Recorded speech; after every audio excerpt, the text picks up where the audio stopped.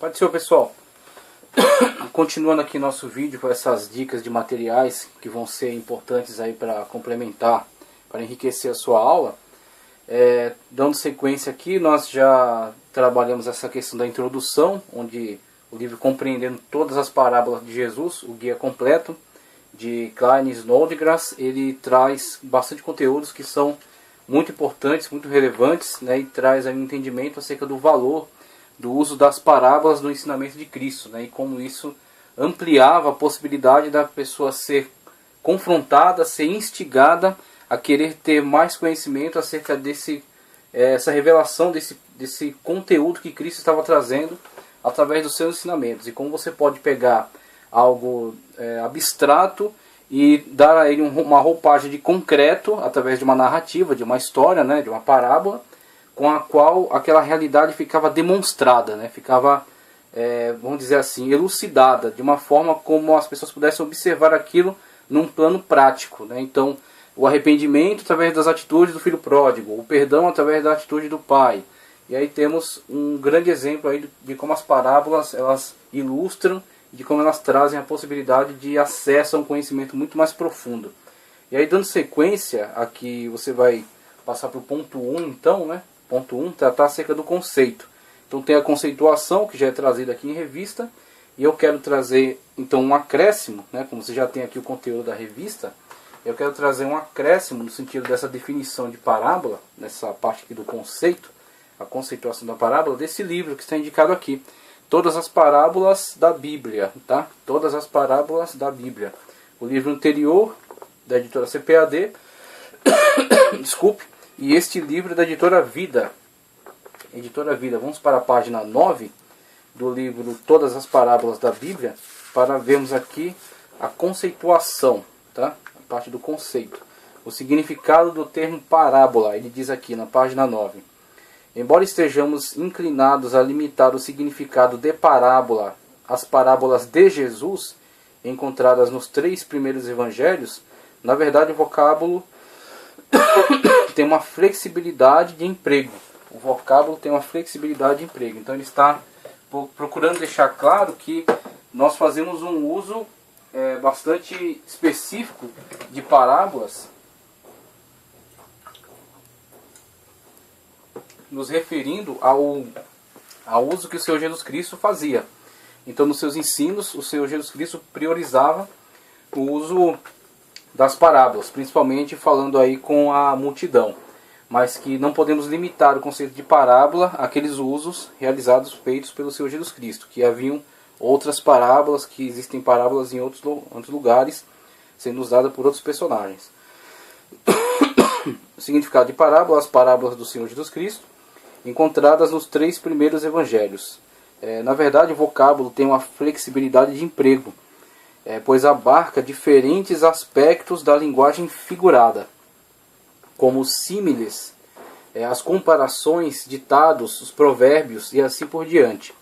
No Antigo Testamento, a palavra hebraica traduzida por parábola é mashal, que significa provérbio, analogia e parábola. Com a ampla gama de empregos, essa palavra cobre diversas formas de comunicação feitas de modo pitoresco e sugestivo. Todas aquelas em que as ideias são apresentadas numa roupagem figurada, em virtude de sua aplicação ser tão variada, encontra-se na versão portuguesa diferentes traduções. A ideia central de machal é ser como. Então vejamos aí aquilo que também teremos uma explicação maior quando vimos a conceituação no grego, parábole, né, que é comparar uma coisa com outra. E aí temos aqui do machal hebraico a ideia ser como. Então esse ser como também estabelece essa ideia de comparação. E essa comparação para que você possa estabelecer através dela uma possibilidade de entendimento. Então, para se entender, compara-se. Então, comparando-se uma coisa com outra, chega-se ao entendimento daquilo que se pretendia dizer. Uma vez que aquilo que você quer dizer está num patamar maior, de uma complexidade maior, você estabelece uma comparação de modo a possibilitar o acesso daquela pessoa ao conhecimento que você quer comunicar. Você vai até ela. você estabelece uma ponte para ela. Então Cristo fez uso bastante intenso dessa ferramenta, e na verdade os professores no seu cotidiano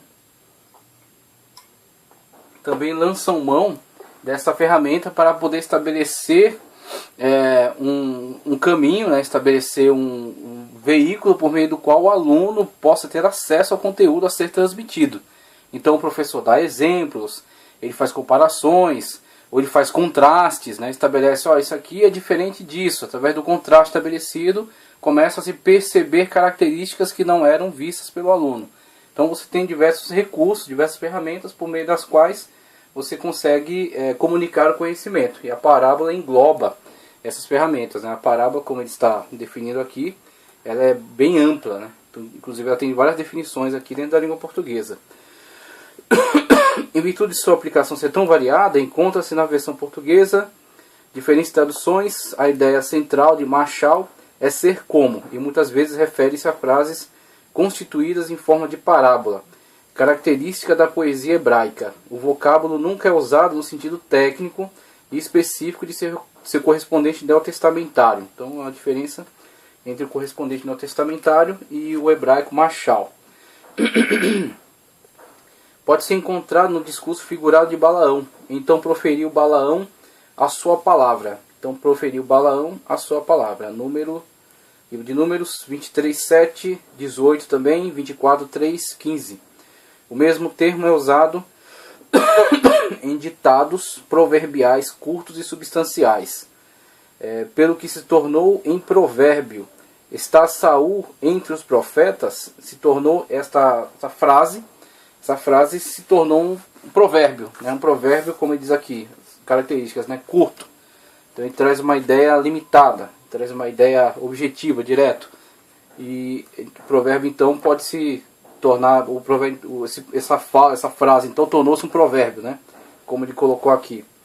E veja como esse provérbio está enquadrado dentro desse grande grupo de parábolas, né? Essa parábola vai ser mais extensa, vai ser mais complexa. Ela vai lançar mão de mais recursos para poder estabelecer uma comparação, para poder comunicar essa ideia de uma forma mais ampla. Como você vê, as parábolas de Cristo são uma história, uma narrativa, tem começo, meio e fim, tem moral da história. Então nós temos aí uma estrutura maior, né, uma estrutura mais completa. Em um provérbio nós temos algo mais resumido, né, algo mais direto, mais objetivo, curto. Está agora, como diz aqui, está também Saul entre os profetas, primeiro livro de Samuel 10, 12. Salmón observa que, nesse sentido, a palavra é usada em referência às máximas de sabedoria contidas no livro conhecido como Provérbios. Essas máximas se apresentam em larga medida na forma de comparação. Quando diz, veja, os tesouros da impiedade de nada aproveitam, mas a justiça livra da morte. Aí temos o capítulo 10, versículo 2. E é uma comparação. É o recurso da comparação, só que sendo aplicado dentro de um provérbio, algo que é mais curto, é objetivo, é resumido. Uma parábola também faz uso desse recurso, como de outros, e é mais extensa, é mais ampla, é mais complexa. Marshall é o termo traduzido por provérbios. Em 1:1, em 10:1 de provérbios e na frase. Veja aqui. Assim é o provérbio na boca dos tolos, 26, 7 e 9. E primeiro livro dos Reis, 4:32. Também é usada com respeito à frase de sabedoria ética de Jó. Prosseguiu Jó em seu discurso, 27:1, 29:1 também, do livro de Jó. E também usado em referência aos ditados obscuros, declarações enigmáticas, né, os enigmas. Decifrarei o meu enigma na harpa, Salmo 49:4. Proporei enigmas na antiguidade. Proporei enigmas da antiguidade. Salmo 78:2. É usado ainda como correspondente de figura ou alegorias.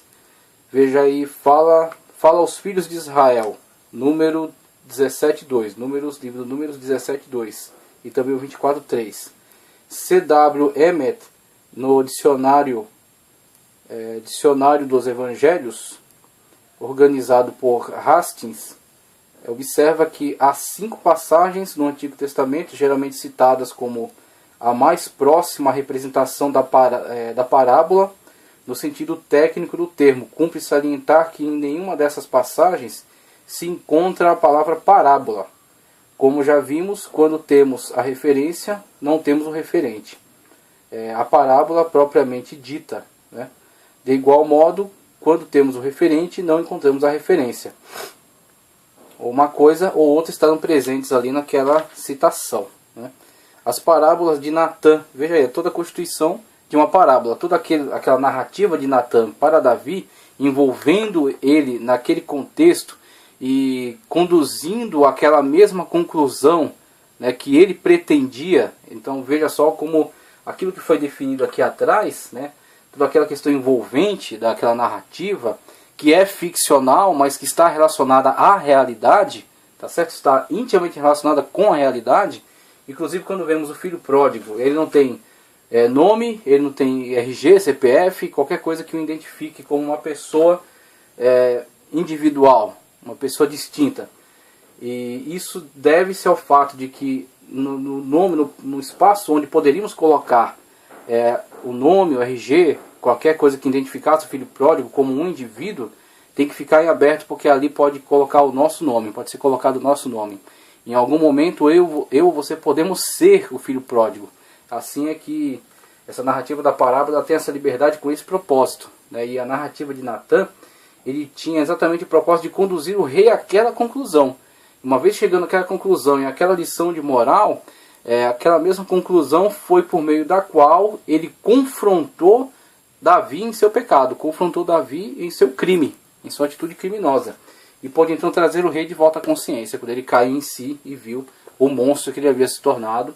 E então, corretamente, buscou arrependimento em Deus, né? Buscou se humilhar diante de Deus. Então veja como a parábola aplicada no Antigo Testamento, mesmo sem ser dito que é uma parábola, temos o referente e não a referência, temos a referência e não a referente. Por quê? É suficiente. Temos o referente, estamos falando acerca dele, toda a construção é uma parábola, não precisa dizer que é uma parábola, né? É óbvio. Ou quando se fala acerca de uma parábola, já se está definindo acerca dela, tratando acerca dela, não se faz então, dentro dessa definição, uma parábola, porque já está falando, já está mesmo citando, né, a própria parábola, inclusive nominalmente. Na continuidade diz aqui acerca de Natã, ele também cita aqui a de Joabe, de 2º livro de Samuel 14:6. São também semelhantes, tendo uma história real com uma aplicação forte. A primeira correspondente à parábola do credor e dos devedores, e a de Joabe traz à mente a parábola do filho pródigo, a parábola do profeta ferido, 1º livro dos Reis 20:39, conta com o auxílio de uma dramatização. Em todas as 3 parábolas, diz Emmet, o objetivo é comunicar a verdade da história e condenar o ouvinte mediante os comentários impensados que saem de sua própria boca. O ouvinte se vê envolvido e ao manifestar-se, né, externar aí esses comentários mesmos é que se voltam contra ele com uma acusação. Dando sequência aqui, vamos encontrar. Nos últimos 2 casos, o método talvez inclua a suspeita de trapaça, modalidade não utilizada pelo nosso Senhor. A aplicação da parábola dos lavradores maus, Mateus 21:33, tem sua origem em Isaías 5:1-6. A parábola da vinha do Senhor, Isaías 5:1-7, é verdadeira. A parábola da vinha do Senhor, Isaías 5:1-7, é verdadeira, embora apenas pouco desenvolvida, e serve de exemplo da relação entre a parábola e a metáfora. E aí temos a parábola lançando mão dos recursos, né, das figuras de linguagem, lançando mão da metáfora, através dessa metáfora comunicando um ensinamento. Vamos ver quando Jesus faz uso de metáforas também. A continuação serve de exemplo a realização, a metáfora. A linha divisória entre a parábola e a alegoria é estreita. Então temos aí a dificuldade de separar entre uma coisa e outra, a parábola e a alegoria. A parábola do lavrador, Isaías 24:28. apresenta uma comparação entre o mundo natural e o espiritual, e não há narração. Uma comparação entre o mundo natural e espiritual, e não há narração. Consequentemente, o Antigo Testamento faz grande uso das parábolas, mostrando algumas vezes serem iguais em espírito, em forma e em linguagem, com notáveis semelhanças às parábolas do Novo Testamento. Nossa exposição acerca das parábolas do Antigo Testamento revela que podem ser divididas em 3 classes. Veja, narrativas das quais a das árvores é um exemplo. Temos lá Juízes 9, 7 ao 15, que inclusive lança mão de fábulas na sua construção, quando faz com que personagens da fauna e da flora se manifestem, pronunciem. É uma antropomorfização, né, desses personagens. E aí temos aí personagens da fauna e da flora participando como partes aí da narrativa. Eles se manifestam, eles falam, eles interagem, né? Disse o cardo ao espinheiro. E aí tem toda aquela narrativa que é uma forma de demonstrar a mensagem que está sendo comunicada por quem construiu aquela parábola. Que no caso era uma confrontação, né? O rei estava confrontando outro rei. É uma guerra entre Judá e Israel. Predicantes, conforme a encontrada na vinha do Senhor. Predicantes, conforme a encontrada na vinha do Senhor. Temos aí Isaías 5, 1 ao 7. Simbólicas, ilustrada pela parábola dos 2 pedaços de pau. Profeta Ezequiel. Ezequiel 37, 15 a 22. No Novo Testamento, o termo parábola assume uma variedade de significados e formas, sem se restringir às longas narrativas dos evangelhos que conhecemos como parábolas de Cristo. Há no grego 2 palavras traduzidas por parábola. O termo mais comum é parábol, que ocorre 48 vezes nos evangelhos sinóticos, sem nunca encontrar definição. O seu significado só se pode conjecturar, tendo sido aproveitado da Septuaginta, que geralmente traduz o vocábulo hebraico parábola por parábol, ou parábole, como temos aí no nosso livro, né, nossa revista.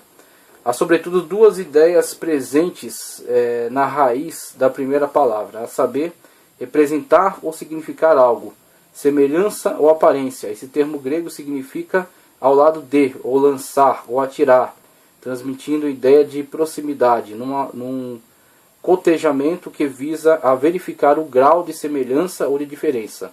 Uma semelhança ou por uma coisa ao lado de outra.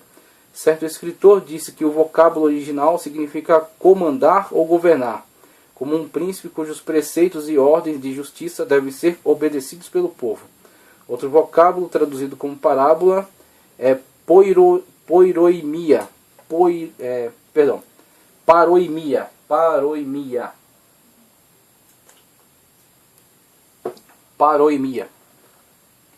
que significa adágio, ditado, ditado enigmático, provérbio, apresentação que distingue dos meios normais de comunicação.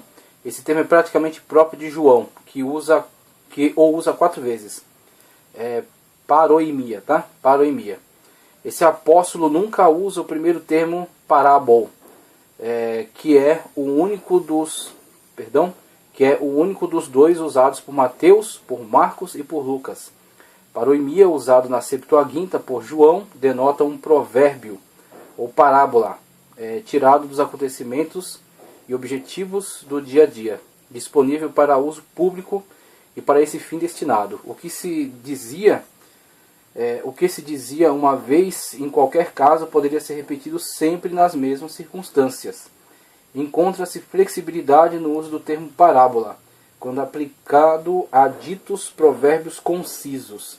Sem dúvida me direis este provérbio, esta parábola: médico, cura-te a ti mesmo. Veja como é curto, né? Como traz uma ideia bastante óbvia, bastante direta, e como é curto. Disse-lhe uma parábola. Aí temos Lucas 6,39. É também usado em referência a comparações ou afirmações ilustrativas sem a presença de narrativa. Por exemplo, o cego conduzindo outro cego, explica-nos essa parábola. Temos aí Mateus 15:15, Lucas 6:39. Além disso, há ainda a figueira e seu sinal evidente. Aprender agora esta parábola da figueira, Mateus 24:32 e 33. As palavras de Jesus Cristo sobre as coisas que profanam são citadas como parábolas. Seus discípulos perguntaram-lhe a respeito da parábola. Lucas 7:1-23.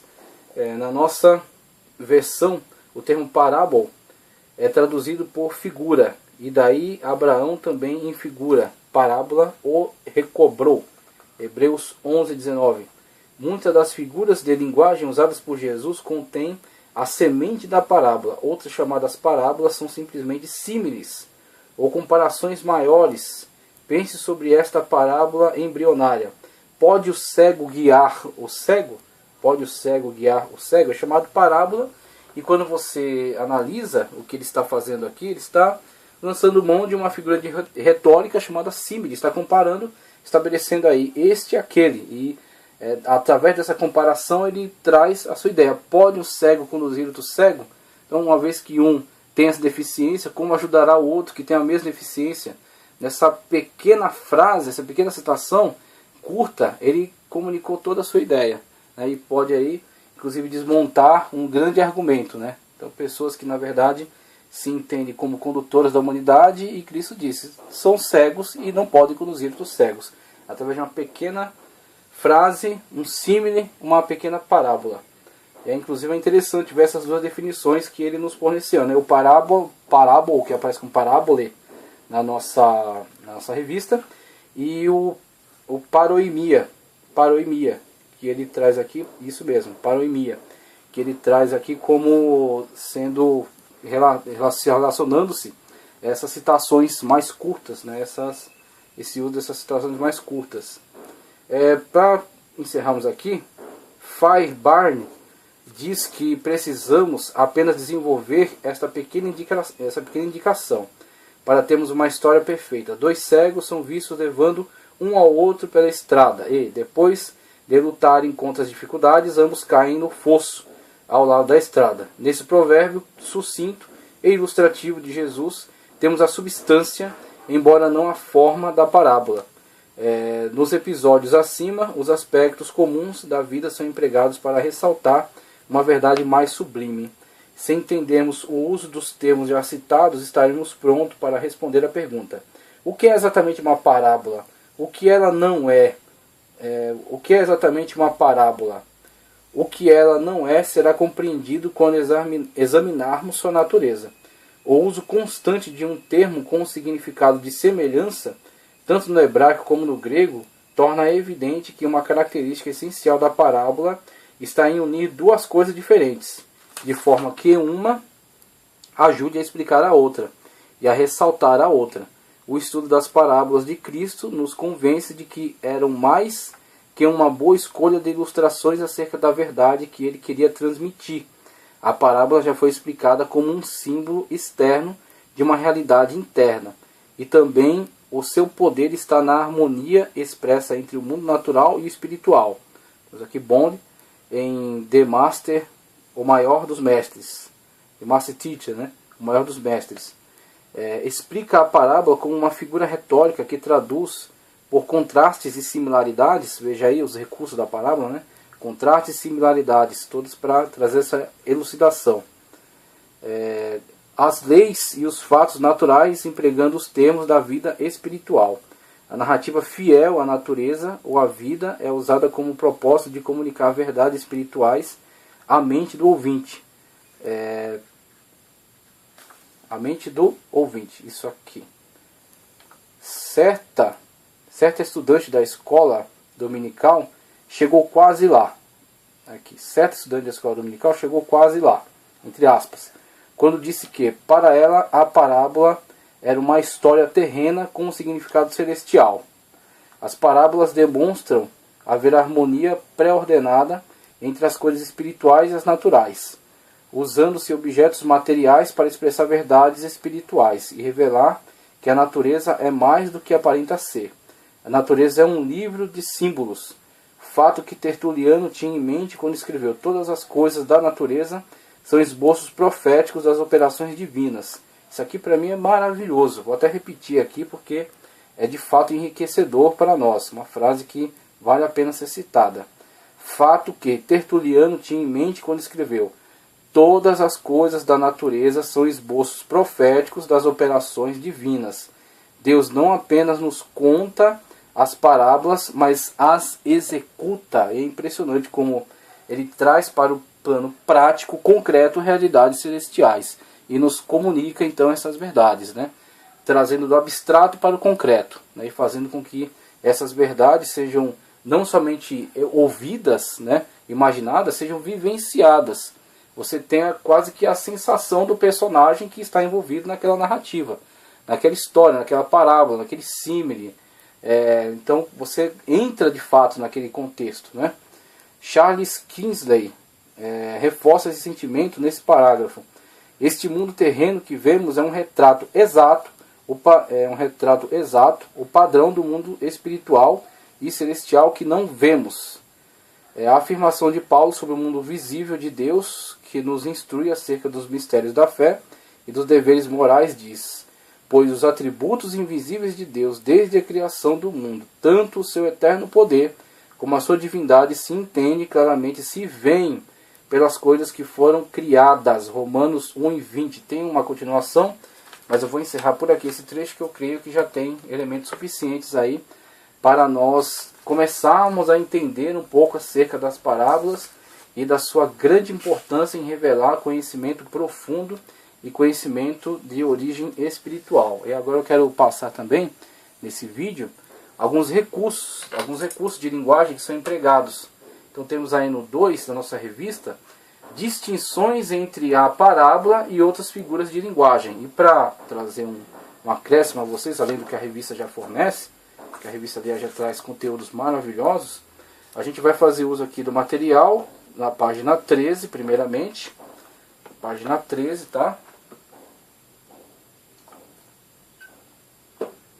E esse conteúdo aqui, isso aqui são slides de uma videoaula gravada de hermenêutica. Eu vou deixar disponível para vocês o link do site onde isso aqui pode ser baixado. Esse conteúdo aqui referente a essas figuras de retórica, tá, ok? Que é da gravação do curso de hermenêutica, das aulas no curso de hermenêutica. Então temos aí primeiro, né? Primeira figura, símile. Na página 13 aqui do nosso livro Todas as Parábolas da Bíblia, Editora Vida. Símile. O vocábulo símile significa presença. Não, perdão. O vocábulo símile significa parecença. É uma palavra bem estranha, né? É difícil de se usar essa palavra. Parecença ou semelhança, exemplificado no Salmo dos 2 homens. Será como a árvore plantada junto ao ribeiro das águas. Os ímpios são como a moinha que o vento espalha. O símile difere da metáfora, por ser apenas um estado de semelhança. A continuidade aqui na 14. Semelhança, enquanto a metáfora transfere a representação de forma mais vigorosa, como podemos ver nessas duas passagens. Todos os homens são como a erva, e toda a sua beleza como a flor, as flores do campo. Seca-se a erva, caem as flores. Isaías 40, 6 e 7. Toda a carne como a erva, toda a glória do homem como a flor da erva. Seca-se a erva e cai a flor. 1 de Pedro 1, 24. É óbvio, isso aqui não é literal, né? Então é uma metáfora. A metáfora ela transfere, né, desse mundo, vamos dizer assim, ela transfere algo que está no objeto concreto, dando-lhe um sentido metafórico. Então esse sentido metafórico que é dado àquele objeto, ele comunica essa ideia. Então temos aí a mesma ideia que a flor comunica na sua palavra que me escapa agora, na sua fragilidade. A ideia que a flor comunica na sua fragilidade é transferida à própria vida do homem. Então um objeto concreto que demonstra para nós fragilidade ao se expor a qualquer intempérie, o sol do dia mesmo, o calor do dia, a destrói. Assim também a vida do homem é facilmente destruída. E temos esse sentido da fragilidade sendo transmitido, né, desde o objeto para a questão da vida do próprio homem. E na continuidade aqui da explicação sobre símile, no símile a mente apenas repousa nos pontos de concordância e nas experiências que se combinam, sempre alimentadas pela descoberta de semelhanças entre coisas que diferem entre si. O Dr. A.T. Pierson observa que a parábola autêntica é, no uso das escrituras, um símile, geralmente posto em forma de narrativa. Então, um símile ampliado. O recurso do símile é bastante importante para a parábola, e é um símile ampliado, vamos dizer assim, contudo um contexto histórico de narrativa que envolve o personagem, o conduz àquela mesma ideia da moral da história, né? E com aquela moral da história estabelece uma comparação, muitas das vezes comparando aquela pessoa, as atitudes dela com o que deveria ser, com o que deveria ser o correto, o certo, e ela vê o contraste entre o que ela é e o que ela deveria ser, né? Então vemos aí o símile como é importante para a parábola. Geralmente posto em forma de narrativa ou uso em conexão com algum episódio. Portanto, parábolas e símiles se parecem. Parábolas e símiles se parecem. Um exemplo em tela, símile, Isaías 1,18. Vinde então e argui-me, né? Interrogai-me, perguntai-me. Diz o Senhor, ainda que os vossos pecados sejam como a escarlata, né? Sejam vermelhos como a escarlata, eles se tornarão brancos como a neve. Veja o contraste, né? Ainda que sejam vermelhos como o carmesim, se tornarão como a branca lã.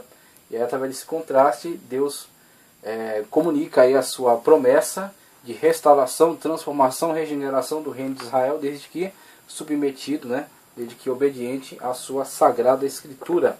Na sequência, temos aqui acerca de provérbio. O telefone quer tocar hoje, mas vai tocar. Não estou nem aí. Deixa ele tocar. Provérbio. Na página 14, tratando acerca de provérbio. Ainda que os princípios da parábola estejam presentes em algum dos pequenos provérbios, das declarações proféticas, enigmáticas e das máximas,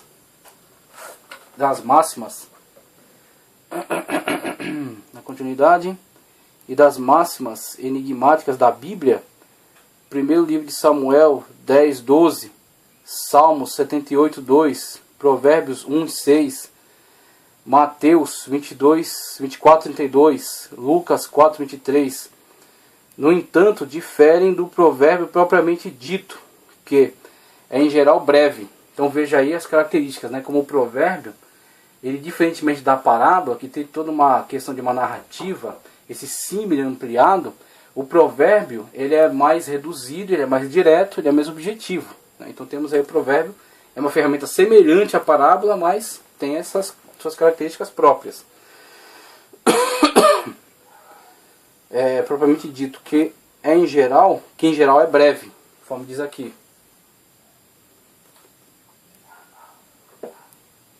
Em geral é breve. Trata de assuntos menos sublimes e não se preocupa em contar histórias. Os apócrifos reúnem parábolas e provérbios num só grupo. Os países maravilhar-se-ão diante de seus provérbios e parábolas.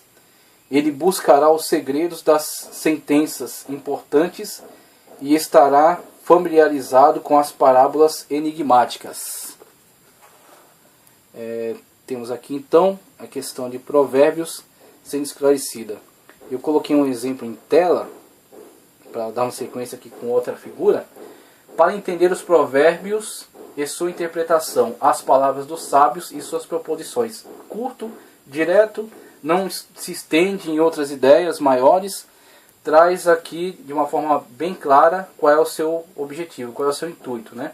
Então temos aí o uso desses recursos, com esses recursos sendo devidamente usados, entenderão então as palavras, dar-se a interpretação, né? E poderá então adquirir esse conhecimento, essa sabedoria, né?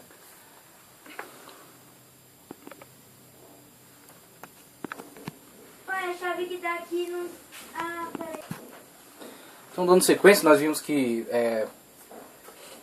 os provérbios, né, são mais curtos do que as parábolas, mesmo tendo aí algumas características que estão presentes aí de um modo geral nas parábolas, mas elas são mais extensas, são mais amplas, são mais complexas, trazem uma realidade bem maior, né? E os provérbios são mais diretos, mais curtos, né?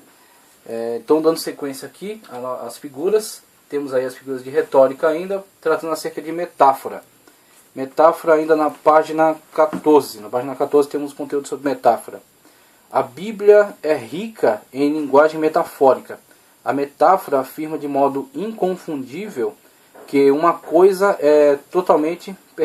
A metáfora afirma de modo inconfundível que uma coisa é outra totalmente diferente. Veja só, que uma coisa é outra totalmente diferente. O termo origina-se de dois vocábulos gregos que significam estender. Um objeto é equiparado ao outro. Aqui temos dois exemplos de uso de metáforas. Pois o Senhor Deus é sol e escudo. O Senhor Deus é sol e escudo. Se alguém literalizar aqui, vai dizer Deus então é o sol, né? Deus é a nossa estrela que está brilhando aí no centro da nossa galáxia, composta de hélio, mas existem outras estrelas até muito maiores do que ela. Então quem é Deus dentro dessas estrelas? Ou existem vários deuses? Então a literalização disso aqui seria completamente absurdo, né? Então, obviamente, é uma metáfora. Ele pega alguma característica da estrela, a iluminação, o calor, o dia, né? Como ela rege, e trazemos então para este ser que é muito maior do que ela, muito mais amplo do que ela, mas que também pode ser atribuída a ele essa característica. Então essa característica que foi extraída da estrela, desse objeto, e transmitida a um outro ser, é um uso metafórico. É um uso metafórico que se faz então daquele objeto. O uso metafórico do sol para representar algo em Deus que seja importante. O uso metafórico do escudo. O que é um escudo? Para que serve? É proteção. Deus também nos protege. Deus é proteção para nós. Eis um uso metafórico de um objeto escudo. Um objeto, aliás, né, bastante insignificante diante do ser que é Deus, mas uma característica dele lhe servirá. Metaforicamente, será interessante fazer uso dela. Ele é o meu refúgio, minha fortaleza. E aí temos aí, eu acho que metáfora não precisa nem se estender tanto. Eu trouxe aqui, dos exemplos que eu tenho lá na aula, de João 14,6, o uso metafórico que se faz nesse texto. Disse-lhe Jesus, eu sou o caminho. Aí vemos aqui o caminho. O que é o caminho? Se fôssemos definir o caminho em si. O caminho é um determinado trecho que pode te conduzir do ponto A ao ponto B. Tá certo? Então, para você sair do ponto A e chegar até o ponto B, você vai percorrer um caminho, de um até outro. E aí Jesus traz para si exatamente a ideia que foi comunicada pelo caminho. O caminho conduz, o caminho te leva daqui até lá. Aí Jesus diz, muito bem, eu sou o caminho. Ok? Eu sou o caminho. Jesus não é nem uma viela, nem um beco, nem uma avenida. Jesus é o caminho que conduz a Deus. Então Jesus, eu sou o caminho, eu sou a verdade e a vida. Ninguém vem ao Pai, veja, vem, né? Vir, chegar até, locomover-se a. Então ninguém vem ao Pai senão por mim, que sou o caminho para o Pai. Muito bom. Uso metafórico, então, da palavra caminho. Na continuidade, na sequência, temos alegoria. Alegoria. E aí vamos ver aqui a alegoria. Em que página está? Alegoria na página 15. Alegoria. Não é fácil distinguir entre parábola e alegoria. Não é fácil distinguir entre parábola. Não é fácil distinguir entre parábola e alegoria. Esta última não é uma metáfora ampliada, e dela difere por não comportar a transferência de qualidades e de propriedades. Tanto as parábolas como as metáforas abrangem expressões e frases, servindo para desvendar e explicar algumas verdades ocultas que não poderiam ser facilmente compreendidas sem essa roupagem. Num verbete de Fairbairn, desculpe se eu estiver lendo errado aqui o nome em inglês, e eu não tenho conhecimento da língua inglesa. Então, Fairbairn, acredito que seja isso. Sobre as parábolas, em sua renomada enciclopédia bíblica, ele diz: a alegoria corresponde rigorosamente ao que se encontra na origem da palavra. É o ensinamento de uma coisa por outra. Tá? É o ensinamento de uma coisa por outra. Da segunda pela primeira. Deve existir uma semelhança de propriedades, uma sequência de acontecimentos semelhantes de um lado e de outro, mas a primeira não toma o lugar da segunda. As duas se mantêm inconfundíveis. Considerada dessa forma, a alegoria, em sentido mais amplo, pode ser tida como um gênero do qual a fábula, né, a parábola, e geralmente, considerada dessa forma, a alegoria, em sentido mais amplo, pode ser tida como um gênero do qual a fábula, a parábola e o que geralmente chamamos alegorias são espécies. A alegoria, explica Dr. Graham Scroggie, é uma declaração de fatos supostos que aceita interpretação literal, mas ainda assim exige ou admite com razão interpretação moral ou figurada. A alegoria difere da parábola por conter aquela menos mistérios e coisas ocultas que esta, por conter aquela, né, a parábola, por conter aquela menos mistérios e coisas ocultas que esta. A alegoria se interpreta por si só, e nela a pessoa ou objeto ilustrado por algum objeto natural é imediatamente identificado com esse objeto. Diz o Dr. Salmon, quando Nosso Senhor conta a grande alegoria da vinha, do agricultor e dos ramos, em que ensina aos seus discípulos a verdade sobre o relacionamento que ele próprio tinha com Deus, começa dizendo que ele próprio é a videira verdadeira e seu pai o agricultor. Muito bom esse exemplo aqui que ele trouxe, ilustrando a alegoria. Ele próprio é a videira e o relacionamento que se estabelece é aquele mesmo. Ele está comparando, mas não no sentido de transferir. O caminho cede a Cristo o sentido de conduzir a. Agora na alegoria, de fato, é o que está, conforme foi indicado já nessa própria imagem que está sendo alegorizada, né? Ele é a videira, ele comunica essa vida aos ramos. E o pai é o agricultor, aquele que vem trazer uma limpeza, uma transformação, uma regeneração, vem cuidar daqueles que estão ligados a Cristo. Desejando uma melhor compreensão das figuras de linguagem mencionadas na Bíblia, recomendamos ao leitor a obra de grande fôlego do Dr. E.W. Bullinger sobre o assunto, a qual sem dúvida é o melhor estudo já feito sobre o método figurado empregado pela Bíblia. Dr. Bullinger lembra que há grande controvérsia sobre a definição e significado exato de alegoria e declara que, na verdade, os símiles, as metáforas e as alegorias são todos baseados na comparação.